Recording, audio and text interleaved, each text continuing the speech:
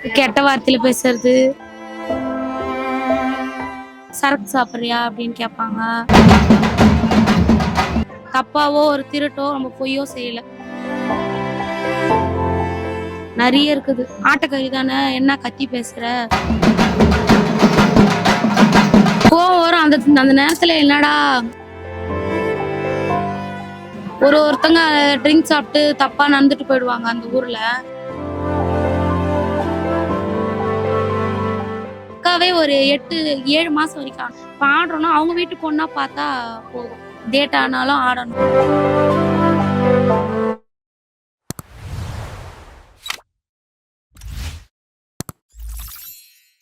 நாங்க ஒரு 9 வருஷமா அந்த தொழில். இது வந்து எங்க அம்மா கத்து கொடுத்தாங்க. எங்க அம்மாவுக்கு எப்படின்னா அவங்களோட மாமியார், அவங்களுக்கு அவங்களோட மாமியார், இப்படி தலைமுறையா எங்க அக்காவும் ஆடுவாங்க.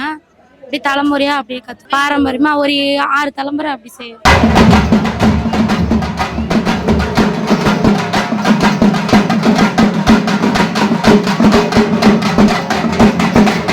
அது என்ன நினைக்கிறீங்களா, ஆட சொல்ல ஒருத்தங்க வந்துட்டு அசிங்கமா பேசுவாங்க, ஒருத்தங்க நல்லா இருக்குன்னு சொல்லுவாங்க, ஒருத்தங்க என்ன இப்படி ஆடுறாங்க, ஒருத்தங்க வந்து அழகா ஆடுறாங்க அப்படின்வாங்க. பா பிடிச்சிருந்தா பார்க்கலாம், பிடிக்கலன்னா அவங்க போயிடலாம். அதை விட்டுட்டு தேவையில்லாம பேசுறது இப்போ ஆடுறவங்களுக்கும் மனசு கஷ்டமாகுது இல்லையா. பிடிச்சா பாரு, பிடிக்கலையா கம்மு சைலண்டா போயிடு. அது வந்து ஹர்ட் பண்ற மாதிரி பேசுறாங்க இல்லையா, அதுதான் கஷ்டமா இருக்கும். மற்றபடி வேற ஒன்றும் ஆட சொல்ல தப்பா போல இல்லையா. நம்ம வந்து கஷ்டப்பட்டு ஒரு தொழில் சாமிக்காக ஆடுறோம். தப்பாவோ ஒரு திருட்டோ நம்ம பொய்யோ செய்யல. இப்போ ஆடுறோம்னா அவங்க வீட்டு பொண்ணா பார்த்தா போதும். அவங்க வீட்டு பொண்ணு அண்ணா எப்படி அப்படி ஒரு கண்ணோட்டத்துல பார்த்தா போதும். தப்பான கண்ணோட்டத்துல பார்க்காம கெட்ட வார்த்தையில பேசுறது, ஆடிட்டு இருப்போம் வரி சரக்கு சாப்பிட்றியா அப்படின்னு கேட்பாங்க. சிலர் வந்து அந்த கெட்ட வார்த்தையில பேசுவாங்க. நிறைய இருக்குது. ஆட்டக்கறி தானே என்ன கத்தி பேசுற, என்ன அப்படி பேசுற, அப்படிலாம் பேசுவாங்க. இந்த தொழில கோவம் வரும். அந்த அந்த நேரத்துல என்னடா போயிடலாம், ஆடவே தேவையில்ல அப்படின்னு தோணும்.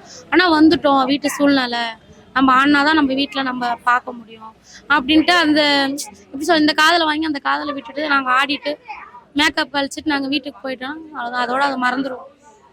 ஆனா எப்பனா ஒரு டைம் நினைச்சா இப்படி சொல்லிட்டானே அந்த ஊர்ல, அந்த பையன் நம்மள இப்படி பேசிட்டாங்களே அந்த அண்ணன் அப்படின்னு ஒரு டைம் எப்பனா ஒரு டைம் ஃபீல் பண்ணும். பிடிச்சிருந்தா பார்த்தா போதும், பிடிக்கலையா அவங்க சைலண்டா போயிட்டாங்க போதும். அதை விட்டுட்டு அவங்க சொல்ல அவங்க மனசும் கஷ்டப்படுது இல்லையா ஆடுறவங்க. அது எப்படி சொல்றதுன்னா, நாங்க அந்த ஸ்டார்டிங்ல அந்த கரகம் வச்சுட்டோன்னா அந்த சாமி பாட்டு முடிகிற வரைக்கும் நாங்க ஆடுவோம். ஏன்னா அது வந்து எப்படி சொல்லணும்னா மெயின்டு ஃபுல்லாக எங்களுக்கு அது மாதிரி தான் இருக்கும். அது வந்து கீழே விழுந்துடக்கூடாது, ஸ்டெடியாக இருக்கணும் அப்படின்னு நினைக்கணும். விழுந்துடக்கூடாது, ஏன்னா அது நாங்கள் சாமி மாதிரி இல்லையா. கீழே வந்தால் சாமியே கீழே விழுற மாதிரி, அதனால் அது விழக்கூடாதுன்ட்டு நாங்கள் ரொம்ப இதுவாக ஆடுவோம். ஒரு தலையை இந்த கழுத்தை ஆட்டாமல் அசைக்காமல் ஆடுவோம் சாமி மாதிரி, விழுந்துடக்கூடாது. ஆமாம் ஆமாம், கழுத்தை ஆட்டக்கூடாது. இந்த இடத்துல ஆட்டினா வந்து அந்த கரகம் வந்து நிற்காது யாரும்.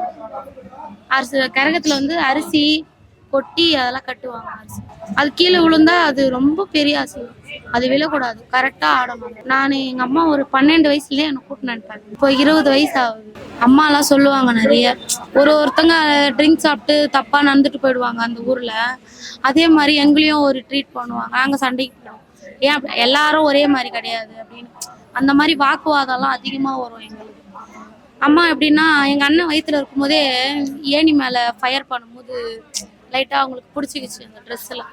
இங்க எங்க அண்ணன் ஒரு 6 மாசம் இருக்கும். அக்காவே ஒரு 8-7 மாசம் வரைக்கும் ஆடினாங்க சின்ன பாப்பா வயிற்றுல இருக்கும். அதுக்கப்புறம் நின்றுட்டாங்க. ப்ளீடிங் டேட் ஆனாலும் ஆடணும். அந்த கோயிலுக்கு வந்து ஆடிட்டாலும் ஆடிதான் ஆகணும், வேற வழி கிடையாது. சாமியை நினைச்சு பாரத்தை போட்டு மாசமா இருந்தாலும் அவங்க வீட்டு சூழ்நிலை பொறுத்து ஒரு 5 மாசம் 7 மாசம் அது வரைக்கும் ஆடுவாங்க வயிறு தெரியும். அதுக்கப்புறம் வயிறு ரொம்ப தெரிஞ்சா எல்லாரும் கேட்ப ஆரம்பிச்சிடும், யாரும் வர மாட்டாங்க. ஃபயர் ஆயிட்டதுனால அம்மாவுக்கு அந்த மாதிரி இருக்கு. ஆனாலும் இப்பவும் ஆடுறாங்க, அம்மா சூப்பரா ஆடுவாங்க, இப்பவும் ஆடுறாங்க. ஆமா செம்மையா ஆடுவாங்க. என்ன ஒண்ணு அந்த ஃபயர் அந்த காயம் மட்டும் இருக்கும். டான்ஸ் எல்லாம் அந்த காலத்துல இருந்தே அவங்க கிட்டத்தட்ட ஒரு 10 லேடிஸுக்கு டான்ஸ் சொல்லி கொடுத்து வெளி உலகத்துக்கு அமைச்சிருக்கிறாங்க. அவங்க போய் அவங்க கல்யாணம் பண்ணி அவங்க பொண்ணுங்களுக்கு அவங்க குழந்தைங்களுக்கு சொல்லி கொடுத்து எல்லாம் பெரிய ஆளா இருக்கிறாங்க. நாங்க வந்து வேலூர் காட்பாடி.